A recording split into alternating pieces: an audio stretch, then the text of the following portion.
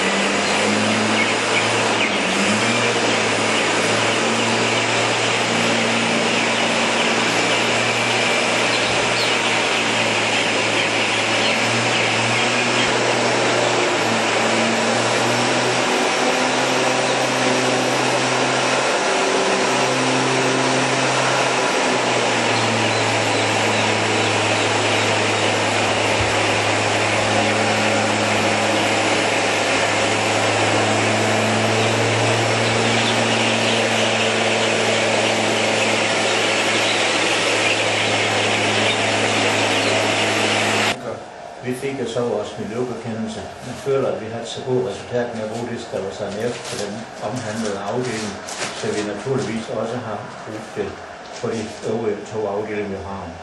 Knap så konstant, men mere sporadisk, når vi fornemmer, at behovet er der. Og vi føler, at det har øget miljøet, både for kyllingerne og også andre, der går i. Og smindtrykket fornemmer vi også, at der er sat væsentligt ned.